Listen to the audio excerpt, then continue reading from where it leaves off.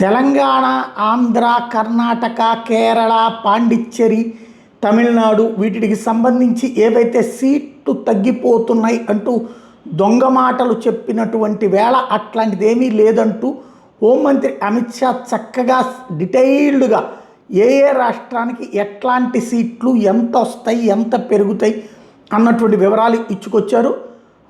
తాజాగా జరిగినటువంటి ప్రక్రియ ఇదే. కర్ణాటక ప్రస్తుతం 28 సీట్లు ఉన్నాయి. సభలోని మొత్తం 543 సీట్లు, ఇది 5.15% సమానం.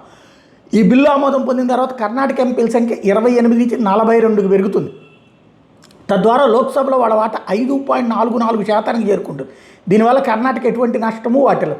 అలాగే ఆంధ్రప్రదేశ్కి ప్రస్తుతం 25 సీట్లు ఉన్నాయి, ఇది 4.6% సమానం.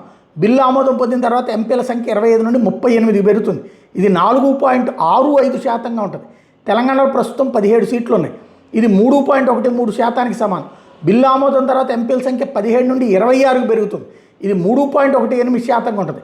తమిళనాడుకి ప్రస్తుతం 49 సీట్లు ఉన్నాయి, ఇది 7.18%కి సమానం. బిల్లు ఆమోదం తర్వాత ఎంపీల సంఖ్య 59కి చేరుకుంటుంది.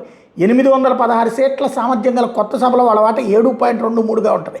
తమిళనాడు కొత్తగా ఎటువంటి నష్టము వాటిల్లో. కేరళకు ప్రస్తుతం 20 సీట్లు ఉన్నాయి, ఇది 3.68%కి సమానం.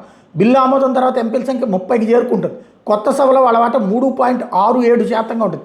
దక్షిణాది రాష్ట్రాల గురించి సృష్టిస్తున్న ఆ ప్రచారాన్ని, నేరేటివ్ని మనం పూర్తిగా పరిశీలిస్తే ప్రస్తుతం 543 సీట్లలో 129 మంది ఎంపీలు ఈ సభలో కొలువుదీరున్నారు, ఇది సుమారు 23.76%కి సమానం. ఈ కొత్త సభలో అయితే 195 మంది ఎంపీలు ఇక్కడ ఆశీలు అవుతారు. తద్వారా వాళ్ళ వాటా, అధికార వాటా 23.97%కి పెరుగుతుంది అని చెప్పుకొచ్చారు.